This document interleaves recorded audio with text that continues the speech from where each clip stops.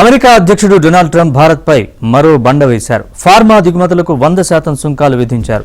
అమెరికాలో మందులు తయారు చేస్తే మాత్రం అసలు పన్నులు లేవని స్పష్టం చేశారు.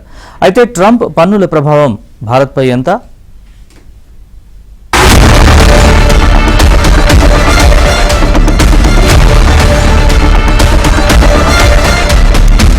ఫార్మాస్యూటికల్ ఉత్పత్తుల దిగుమతులపై 100% టారిఫ్ విధిస్తున్నట్లు అమెరికా అధ్యక్షుడు డొనాల్డ్ ట్రంప్ ప్రకటించడంతో భారత కంపెనీల షేర్లు కుదేలయ్యాయి. అమెరికాలో తయారీ ప్లాంటును నిర్మించని కంపెనీల బ్రాండెడ్ లేదా పేటెంట్ పొందిన ఔషధాలపై అక్టోబర్ 1 నుంచి ఈ సుంకం అమలు కానుంది. Sun Pharma, Lupin, Natco Pharma, Laurus Labs వంటి ప్రముఖ ఫార్మా స్టాకులు 3% పైగా పడిపోయాయి. భారత ఫార్మా ఎగుమతులకు అమెరికా అతిపెద్ద market. Pharma export promotion council of India ప్రకారం 2025 ఆర్థిక సంవత్సరంలో భారత ఫార్మా ఎగుమతుల్లో సుమారు 35% వాటా అంటే దాదాపు $23 బిలియన్ అమెరికాదే. అమెరికా ఎగుమతులపై ఆధారపడ్డ భారతీయ కంపెనీలకు సవాళ్లు ఎదురవుతున్నాయి. అమెరికాలో తయారీ ప్లాంట్లను నిర్మించడం ప్రారంభించిన కంపెనీలకు ఈ సుంకం నుంచి మినహాయింపు లభించనుంది. ప్రస్తుతానికి జెనరిక్స్, ఓటీసీ మందులు, బయోలాజిక్స్, స్పెషాలిటీ మందులకు ఈ టారిఫ్ల నుంచి మినహాయింపు ఉంది. ఎందుకంటే అవి యుఎస్ వాణిజ్య శాఖ ప్రత్యేక సెక్షన్ 232 విచారణ పరిధిలోకి వస్తాయి. జెనరిక్ మందుల సరఫరాలో భారతదేశం అమెరికాకు అతిపెద్ద సరఫరాదారుగా ఉంది.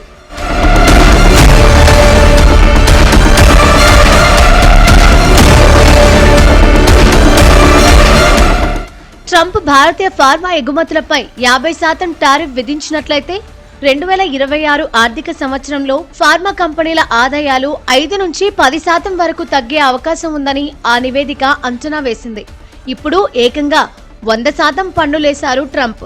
అనేక పెద్ద భారతీయ ఫార్మా కంపెనీలు తమ మొత్తం ఆదాయంలో 40 నుంచి 50% వరకు అమెరికా మార్కెట్ నుంచే పొందుతున్నాయి. టారిఫ్ల కారణంగా భారత ఉత్పత్తులు అమెరికా వంటి ప్రపంచంలోనే అతిపెద్ద ఔషధ మార్కెట్లో ఉనికిని కోల్పోయే అవకాశం ఉంది. పెరిగిన ఖర్చులను వినియోగదారులకు బదిలీ చేయలేక కంపెనీల లాభాలు గణనీయంగా తగ్గే ఛాన్స్ ఉంది.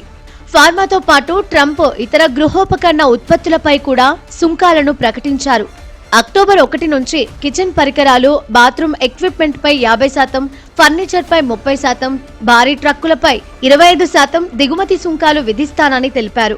విదేశీ ఫర్నిచర్ సంస్థలు అమెరికా మార్కెట్ను వరదలా ముంచెత్తుతున్నాయని, జాతీయ భద్రతా కారణాలతో వాటిపై భారీ టారిఫ్లు తప్పనిసరన్నారు ట్రంప్. విదేశీ తయారీ ట్రక్కులు, విడిభాగాలు దేశీయ ఉత్పత్తిదారులను దెబ్బతీస్తున్నాయని ట్రంప్ అన్నారు. తాజా సుంకాలు దేశీయ తయారీని పెంచుతాయని, ప్రభుత్వ బడ్జెట్ లోటును తగ్గించడంలో సహాయపడతాయనేది ట్రంప్ వాదన. India's been to us just about the highest tariffed nation anywhere in the world. They've been very strong on tariffs. I don't blame them necessarily, but it's a different way of doing business. It's very hard to sell into India because they have trade barriers, very strong tariffs. We are right now a reciprocal nation. We are going to, if it's India or if it's somebody else with low tariffs, we're going to have the same. We're going to have whatever India charges, we're charging them. Whatever another country charges, we're charging them. So it's called reciprocal, which I think is a very fair way. So we are being reciprocal with India. Whatever India charges, we charge them. So frankly, it no longer matters to us that much what they charge, because whatever they charge, I had discussions with India in the first term about the fact that their tariffs were very high and I was unable to get a concession. So we're just going to do it the easy way. We're just going to say whatever you charge, we charge. And I think that's fair for the people of the United States. And I think it's actually fair for India. Trump దెబ్బకు అమెరికాలో ఖర్చులు పెరిగిపోతున్నాయి. అయితే ద్రవ్యోల్బణం సమస్య కాదని Trump చెబుతున్నారు.